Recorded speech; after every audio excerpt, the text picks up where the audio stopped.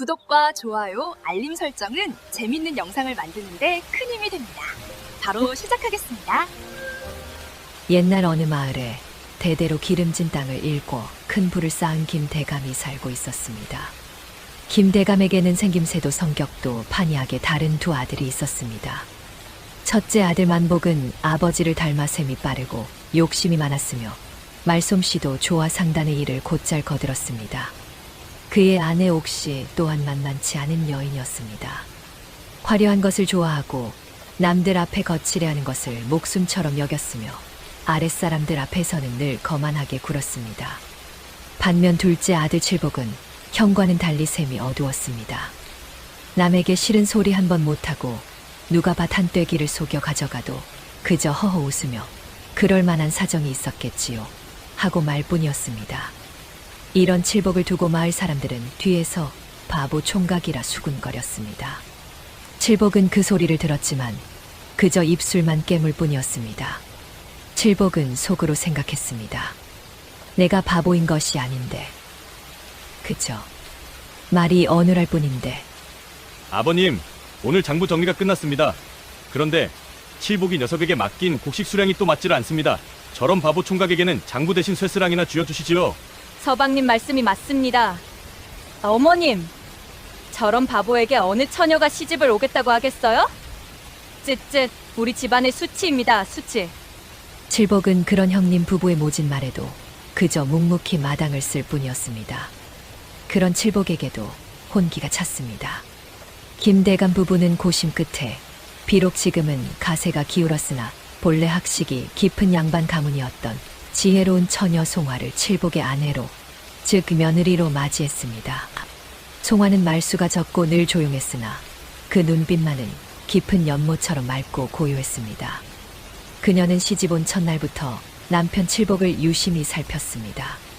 송화는 속으로 생각했습니다. 세상 사람들은 서방님을 바보라 하지만 저 눈빛은 바보의 것이 아니야. 그저 선하고 맑을 뿐.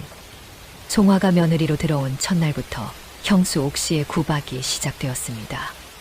옥시는 칠복을 구박하는 것으로도 모자라 이제는 송화까지 묶어서 괴롭혔습니다. 동서, 들었는가? 몰락한 양반가라더니 본수로 가져온 것이 고작 이불 한 채와 낡은 경대라지? 아이고, 이 집안 체면이 말이 아니네. 하긴 칠복이 저 바보 총각에게 시집왔으니 동서도 참 복도 지질이 없지. 형님 복이란 재물이 아니라 사람의 마음가짐에서 오는 것이라 들었습니다. 뭐? 하! 세상 물정 모르는 소리 하고 있네? 바보 총각에게 시집 오더니 며느리마저 바보가 다 되었구먼. 굶어 죽어도 마음만 편하면 된다는 소리인가?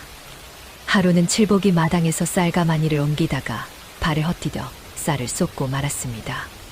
어머나! 저 칠칠치 못한 것 좀 봐. 저러니 바보 총각 소리를 듣지? 칠복아, 내가 지금 얼마짜리 쌀을 쏟은 줄 아느냐? 넌 평생 가도 이 쌀 한 가마니 값도 못 벌 놈이다. 형님, 죄송합니다. 금방 쓸어 담겠습니다. 칠복이 당황하여 허둥대자 송화가 조용히 다가와 빗자루를 들고 묵묵히 쌀을 쓸어 담기 시작했습니다. 끼리끼리 만난다더니 며느리라는 것도 똑같이 어수룩하구먼. 동서, 그러다 우리 집 재산 거덜나겠네.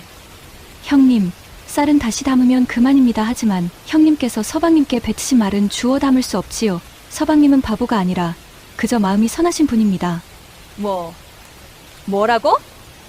내가 감히 나를 가르치려 들어? 이연이! 옥시가 손을 지켜들었지만 송화는 눈 하나 깜빡하지 않고 꼿꼿이 쳐다보았습니다. 송화의 그 고요한 기세에 옥시는 오히려 자신이 민망해져 손을 내리고 말았습니다. 그렇게 몇 달이 지났습니다. 가을 거지가 끝나고 창고가 그득해지자 시부모인 김대감 부부가 두 아들 내외를 안방으로 불러들였습니다. 만복과 옥시의 얼굴에는 드디어 때가 왔다는 듯 기대감이 가득했습니다. 다들 모였느냐? 오늘 너희를 부른 것은 다름이 아니다. 이제 내 나이도 많아 가업을 물려주고자 한다. 우리가 평생 피땀 흘려 일군 재산이다 허투루 아무에게나 맡길 수 없으니 너희의 지혜를 시험해 보아야겠다. 아버님, 어머님, 장남인 제가 당연히 물려받아야지요. 제가 아버님을 도와 이 가업을 얼마나 크게 키웠습니까? 칠복이는 쌀 한 마를 제값 받고 팔아오지도 못하는 바보이지 않습니까? 시끄럽다. 내 말이 아직 끝나지 않았다. 재산을 물려받을 자격이 있는지는 이 시험을 통과해야 할 것이다. 시아버지가 하인을 시켜 묵직한 오동나무 상자를 들여왔습니다. 상자가 천천히 열리자 그 안에는 그릇이 3개가 나란히 놓여 있었습니다. 첫 번째는 그야말로 눈이 부셨습니다. 번쩍번쩍 빛나는 황금으로 온갖 봉황 무늬를 새겨 넣은 화려한 녹그릇이었습니다. 두 번째는 흠 하나 없이 매끄럽고 달빛처럼 은은한 빛을 내는 백자 그릇이었습니다. 그리고 마지막 세 번째는 투박한 흙으로 빚은 데다 입구가 살짝 이가 깨진 볼품없는 사기 그릇이었습니다. 옥시의 숨소리가 거칠어졌습니다. 그녀의 눈은 녹그릇에 고정되었습니다. 아이고, 저 녹그릇은 임금님 수라상에나 오를 법한 물건이네. 저건 무조건 우리 것이야. 저런 걸로 제사를 모셔야 조상님도 감복하시지. 너희 두 며느리는 잘 듣거라. 제사는 아들들이 아니라 이 집안의 안주인이 될 너희 며느리들의 지혜를 보고 맡길 것이야. 이 세 그릇 중 하나를 골라 돌아오는 제삿날 조상님께 제를 올려라. 그 제사를 모시는 며느리에게 이 집안의 가업과 모든 재산을 물려줄 것이야. 단, 선택은 한 번뿐이다. 2번 다시 물을 수 없으니 신중하게 고르도록 하거라. 시아버지의 말이 끝나기 무섭게 형수 옥시가 재빨리 앞으로 나섰습니다. 아버님, 어머님, 저희가 먼저 고르겠습니다. 옥시는 두 손으로 공손히 그러나 망설임 없이 가장 화려한 녹그릇을 집어들었습니다.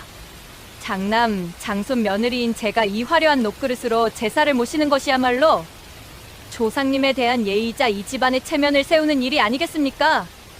이처럼 귀한 그릇이야말로 저희 가문의 격을 보여주는 물건입니다. 하하, 맞습니다. 아버님 역시 제 아내가 현명합니다. 저런 깨진 사기 그릇으로 어찌 조상님을 뵙겠습니까? 칠복이네는 저 백자 그릇이라도 감적지어야지요.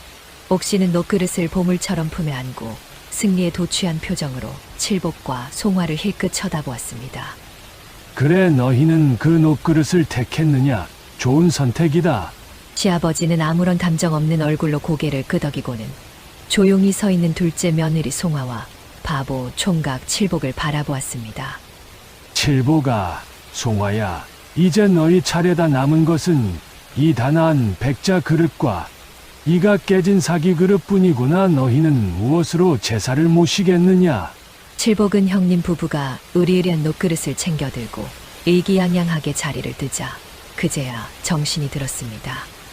그는 당황하여 남은 두 그릇을 쳐다보았습니다. 칠복의 눈에는 당연히 매끈하고 깨끗한 백자 그릇이 좋아 보였습니다. 왜 칠보가 고르기 힘드냐? 저 백자 그릇도 내놓은 분수에는 과한 물건이다. 형님의 비아냥거리는 소리가 들려왔습니다. 칠복은 자기도 모르게 주눅이 들어 중얼거리듯 말했습니다. 그럼 저희는 저 백자를. 칠복이 망설이며 백자 그릇을 향해 조심스레 손을 뻗으려던 바로 그 순간이었습니다. 칠복은 속으로 생각했습니다. 저 녹그릇은 형님이 가져갔으니 이 백자 그릇이라도 가져가야 송화가 덜 구박받을 텐데.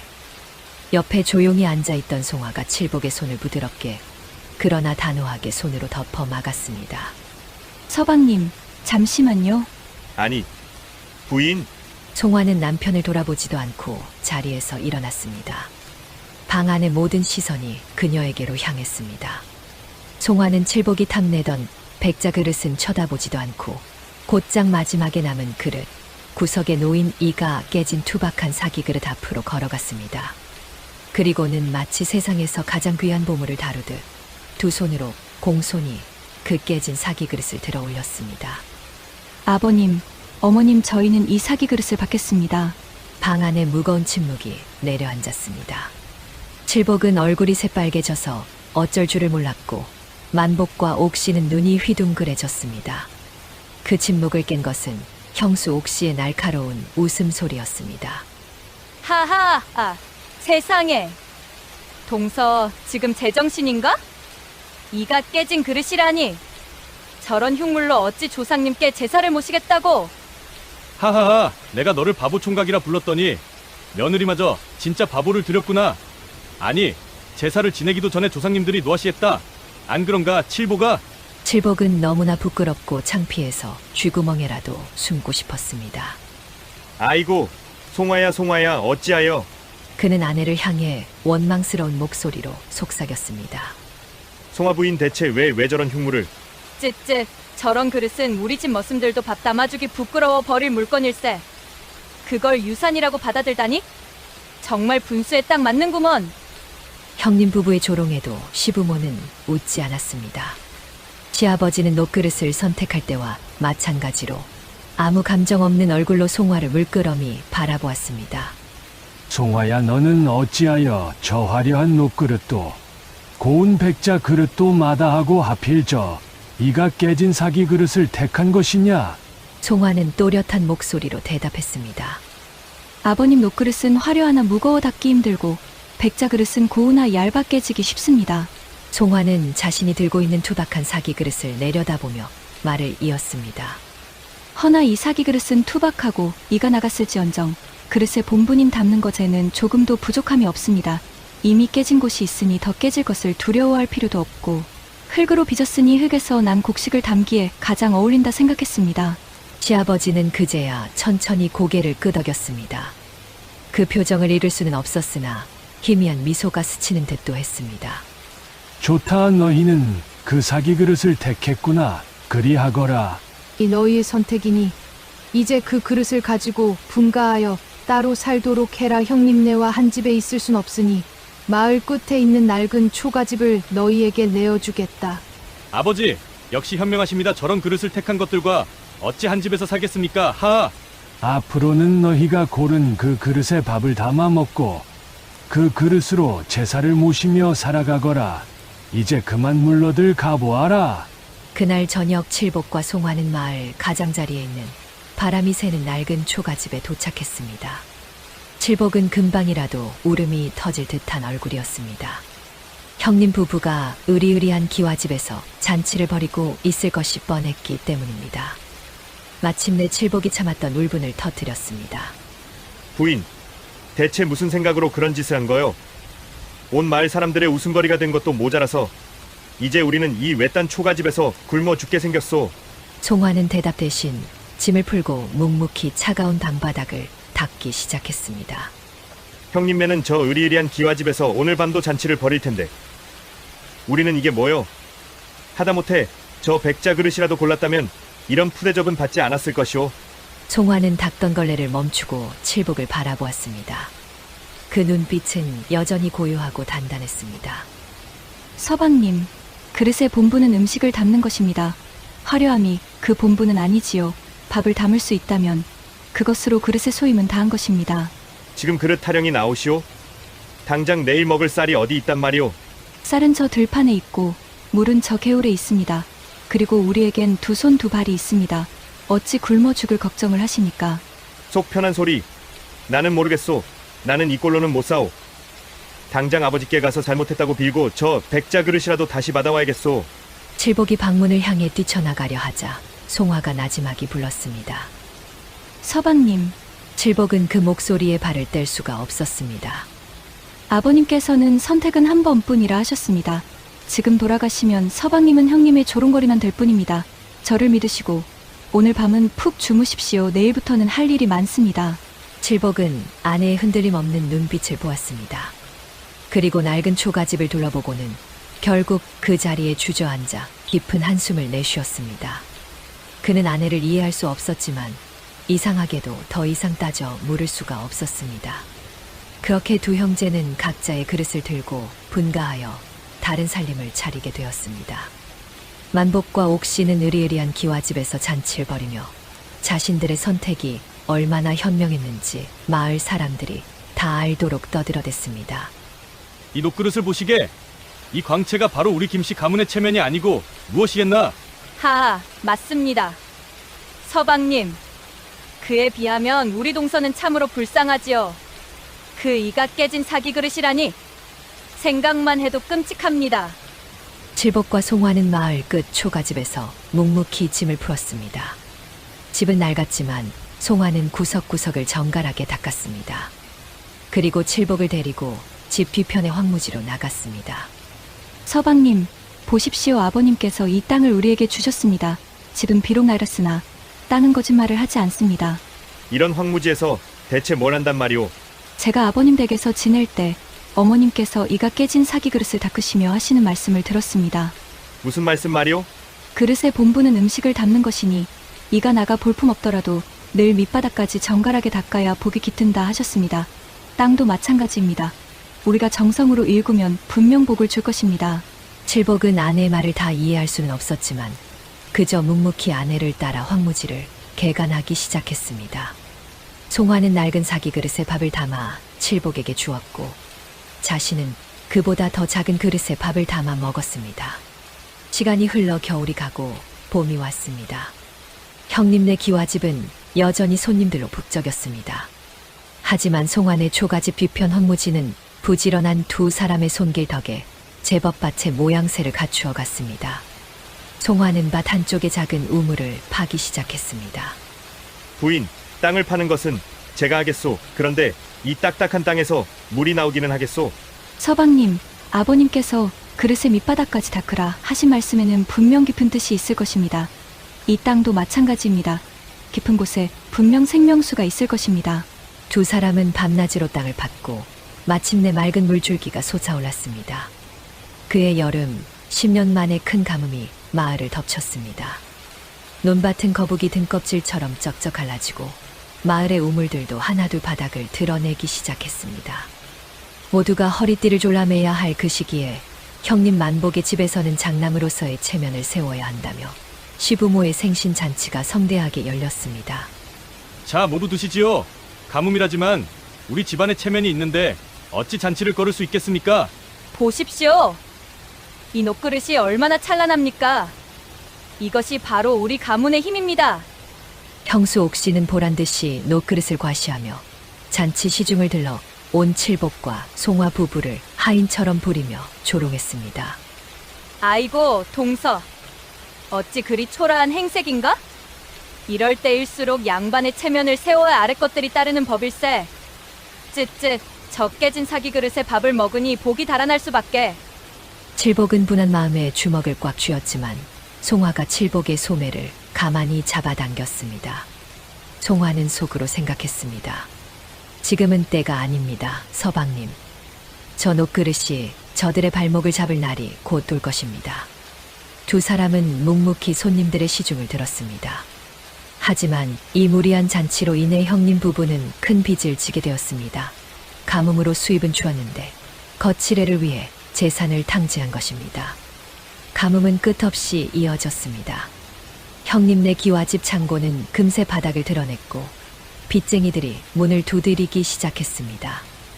만복날이 빌려가신 곡식을 갚을 때가 되지 않았습니까? 조금만 기다려주게. 가을 추수만 끝나면. 쯧쯧, 이 가뭄에 무슨 추수란 말이오? 당장 갚으시오. 형님 부부는 당장 먹을 쌀이 없어 굶주리기 시작했습니다. 반면 송환의 초가집은 달랐습니다. 미리 파둔 우물 덕분에 밭이 마르지 않았고 척박한 땅에서도 잘 자라는 감자를 심어두어 근근히 끼니를 이어가고 있었습니다. 부인, 이 감자 맛이 꿀맛이구려. 부인의 지혜 덕에 우리가 굶지는 않게 되었소. 아닙니다. 서방님께서 묵묵히 저를 믿고 함께 땀 흘려주신 덕분입니다. 어느 깊은 밤이었습니다. 초가집의 살인문을 누군가 조심스럽게 두드렸습니다. 송화가 나가보니 쌀쌀한 밤 공기 속에 형수 옥씨가 고개를 푹 숙인 채 서 있었습니다. 화려했던 비단옷은 간데없고 누추한 삼배옷 차림이었습니다. 옥씨는 차마 입이 떨어지지 않는 듯 입술만 달싹였습니다. 형님, 이 밤중에 어인일이십니까? 동서, 내가 체면 불구하고 하는 말인데 송화는 속으로 생각했습니다. 저토록 화려한 비단옷을 입고 쌀 한 줌을 구걸해야 하는 심정이란 쯧쯧, 저것이 바로 거칠의 끝이로구나. 혹시 쌀이나 먹을 것이 쌀 한 줌만 구워줄 수 있겠는가? 송화는 아무 말 없이 형수를 바라보았습니다. 그때 방 안에서 칠복이 걸어 나왔습니다. 칠복은 굶주림에 지쳐 비틀거리는 형수를 보고는 자신의 밥그릇에 담겨있던 삶은 감자 2알을 들고 나왔습니다. 형수님, 저희도 쌀은 없습니다. 이거라도 형님과 드시지요. 굶으시면 안 되지요. 옥시는 바보 동생이라 멸시했던 칠복이 내민 감자를 받아들고는 차마 고개도 들지 못하고 어둠 속으로 황급히 사라졌습니다. 며칠 뒤 칠복이 내 초가집 앞마당으로 빚쟁이들의 고함 소리가 들려왔습니다. 이 집이 아니야. 저기 저 기와집. 송화와 칠복이 내다보니 빚쟁이들이 기와집에서 무언가를 들고 나오고 있었습니다. 그것은 바로 형님 부부가 그토록 애지중지하던 녹그릇이었습니다. 빚쟁이 빚 대신 가져갈 게 고작 이딴 녹그릇 덩어리뿐이란 말인가. 쯧쯧.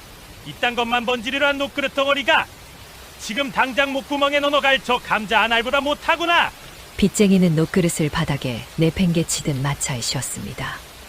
그들은 마침밭에서 돌아오던 칠복과 송화 부부를 힐끗 쳐다보며 빈정거렸습니다. 허! 저기 저 바보 총각내는 저 가뭄에도 감자를 캐오는데 이 기와집은 녹그릇이나 닦고 있었으니 쯧쯧 꼴 좋다. 만복과 옥시는 대문 안쪽에서 자신들이 그토록 멸시했던 바보 총각과 감자 앞에서 자신들의 체면과 자존심이었던 녹그릇이 굴욕적으로 실려나가는 모습을 지켜보며 땅을 치고 울부짖었습니다. 칠복은 그 모습을 참아보지 못하고 고개를 돌렸습니다. 그날 밤 칠복은 초가집 방 안에 앉아 깊은 시름에 잠겼습니다. 형님의 몰락을 지켜본 그의 마음은 편치 않았습니다. 부인 형님에는 이제 어찌 되는 것이오. 아무리 미웠어도 피를 나눈 형님인데. 다 스스로 자초한 일입니다. 서방님, 저희는 저희의 본분을 다하면 됩니다. 본분이라니 이 지긋지긋한 가난, 이 망할 놈의 사기 그릇. 이게 다 이가 깨진 그릇 때문이야. 아버지가 우리를 시험하신 게 아니라 그냥 버리신 게야. 분노를 참지 못한 칠복은 시렁 위에 올려져 있던 사기 그릇을 집어들었습니다.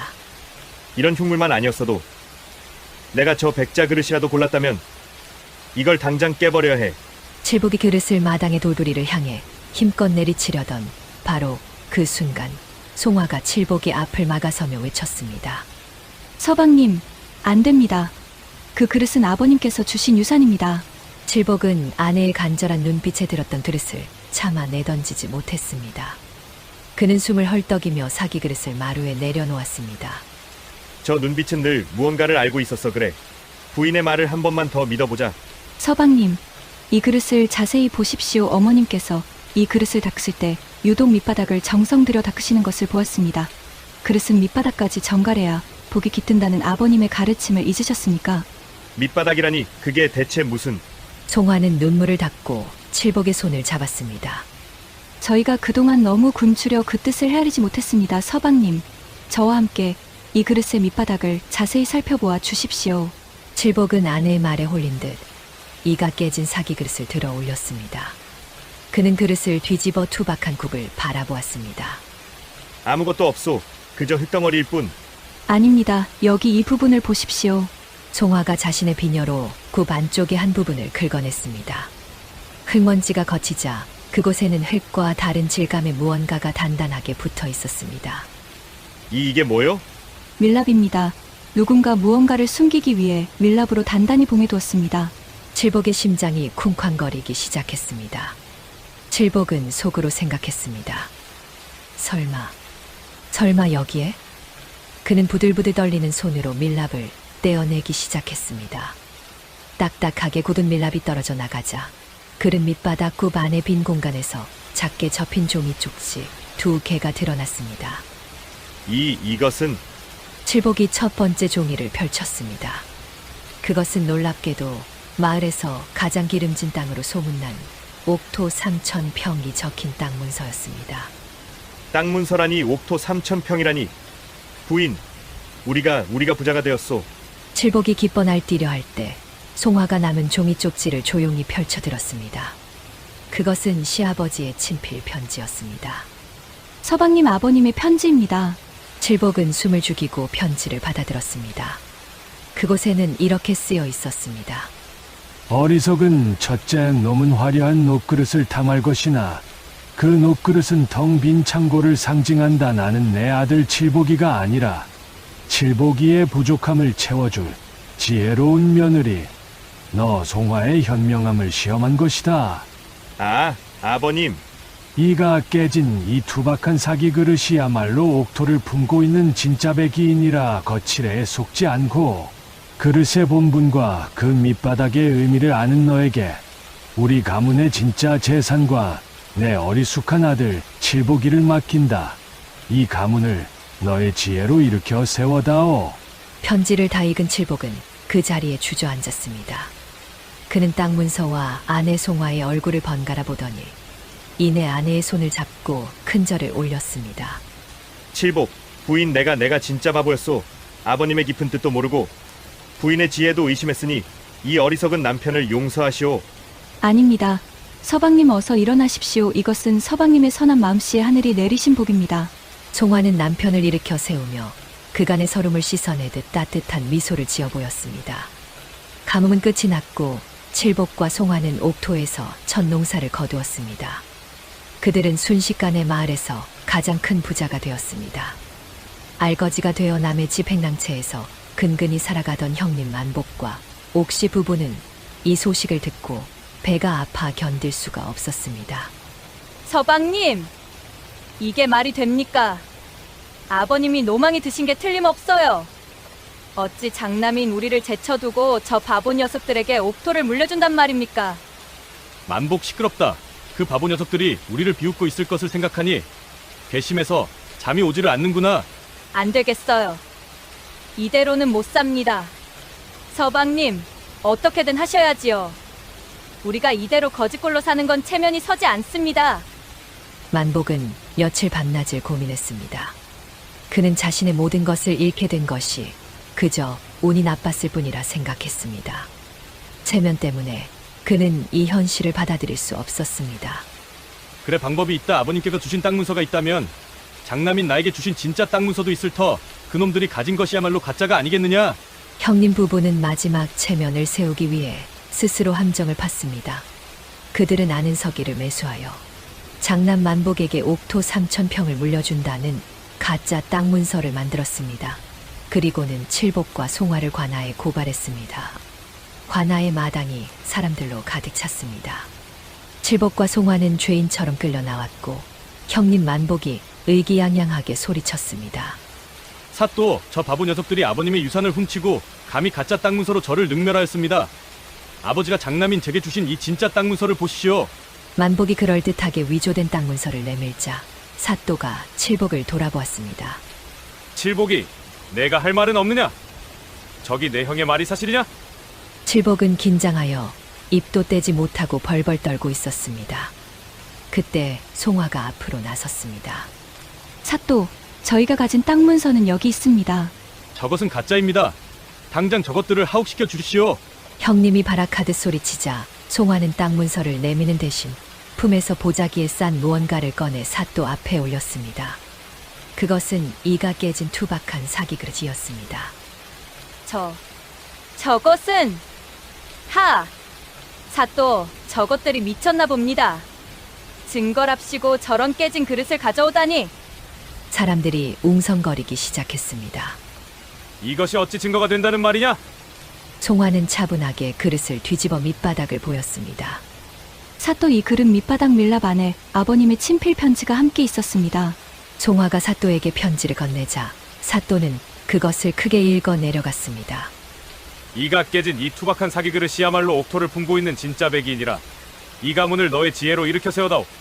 편지의 내용이 울려 퍼지자 만복의 얼굴이 새하얗게 질렸습니다. 거짓말. 저 편지 따위가 어찌 증거가 된단 말이오. 저것은 아버님의 필적이 아니오. 만복이 마지막 발악을 했습니다. 그리고 설령 저것이 맞다 한들 저 천한 것들이 어찌 감히 부모님이 주신 그릇 밑바닥을 뜯어볼 생각을 했겠습니까? 저것들이야말로 부모님의 유산을 훼손한 불효자들이옵니다. 모든 시선이 송화에게 쏠렸습니다. 송화는 조용히 그러나 모든 사람이 들을 수 있도록 또렷하게 말했습니다. 사또, 저희 시부모님께서는 늘 그릇에 본분은 음식을 담는 것이니 이가 나가 볼품없더라도 늘 밑바닥까지 정갈하게 닦아야 복이 깃든다고 하셨습니다.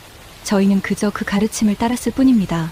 송화의 말이 끝나자 형님 만복은 그 자리에 주저앉고 말았습니다. 체면에 눈이 멀어 그릇을 장식품으로만 여겼던 자신과 달리 그릇에 본분을 다하고 밑바닥까지 살피라는 부모의 가르침을 따른 며느리 송화의 지혜가 만천하에 드러나는 순간이었습니다. 사또의 목소리가 관아 마당에 울려 퍼졌습니다. 모든 것이 명백해졌구나. 겉모습의 화려함에 눈이 멀어 부모의 깊은 뜻을 헤아리지 못하고 동생을 시기하여 거짓 문서까지 꾸민 죄, 이는 하늘이 용서치 못할 것이야. 만복은 고개를 떨어뜨렸고 옥시는 그 자리에 실신하고 말았습니다. 사사또 소인이 잠시 체면에 눈이 멀어 큰 실수를 저질렀습니다. 부디 용서하여 주시옵소서. 내 놈의 그 체면이 내 놈을 망친 것이니라. 내가 그토록 경멸했던 이 깨진 사기 그릇이 내 놈의 거짓된 체면을 깨부순 증거가 되었구나. 여봐라, 저 만복 부부를 당장 하옥하라. 또한 그들이 위조한 문서와 사기, 친죄를 물어 곤장 100대를 치고 그들이 가진 남은 재산을 모두 몰수하여 관아에 귀속시키도록 하라. 칠복은 차마 형님의 비참한 모습을 끝까지 지켜볼 수 없어 조용히 고개를 돌렸습니다. 칠복은 속으로 생각했습니다. 형님, 어찌하여 이 지경까지 아버님께서 다 보고 계셨구나. 그들이 그토록 멸시했던 깨진 사기 그릇이 결국 형님의 모든 것을 앗아간 것입니다. 관아를 나온 칠복과 송화는 말이 없었습니다. 집으로 돌아오는 길, 칠복이 처음으로 송화의 앞에서 걸음을 멈추었습니다.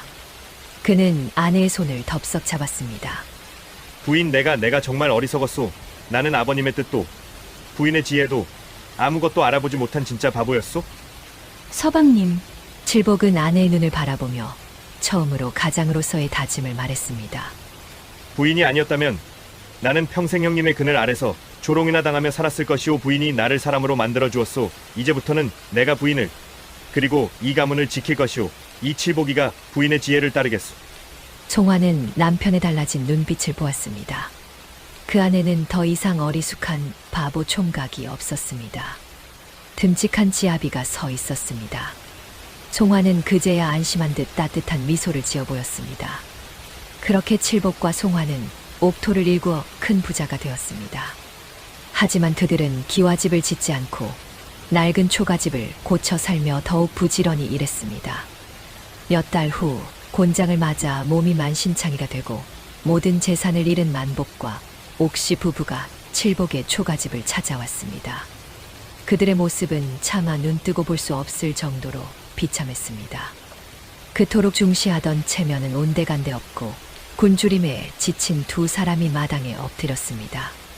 칠칠보가 이 형님이 잘못했다. 제발 먹을 것 죽이라도 좋으니 한술만. 동서,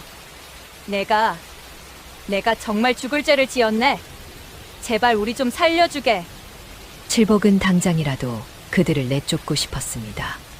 자신들을 그토록 멸시하고 관아의 고발까지 했던 형님 부부를 용서할 수 없었습니다. 칠복이 주먹을 쥐고 나서려 할 때 송화가 칠복의 옷소매를 가만히 잡았습니다. 송화는 속으로 생각했습니다.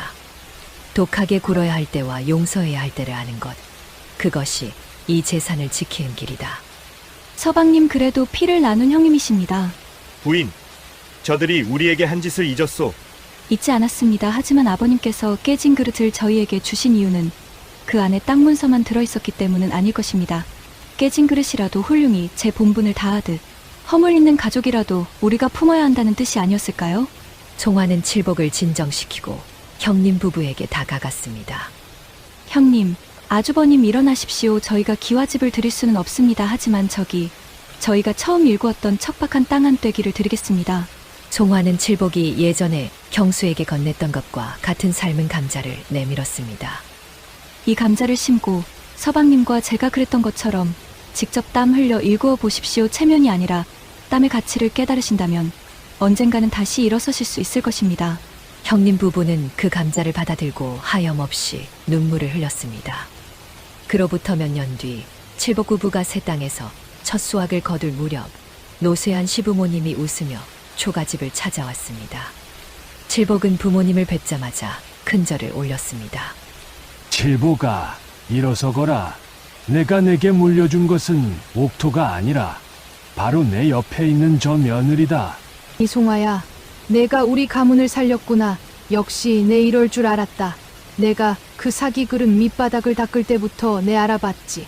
역시 내 며느리가 최고로구나. 바보 총각이라 불리던 칠복은 아내 송화의 지혜 덕분에 개과천선하여 부모님을 모시고 형님네까지 거두며 큰 부자가 되었습니다. 사람들은 모두 입을 모아 말했습니다. 겉모습의 화려함보다 그 안에 담긴 본질을 꿰뚫어 본 지혜로운 며느리 덕분에 칠복의 집안은 대대로 복을 누리며 행복하게 살았다고 합니다.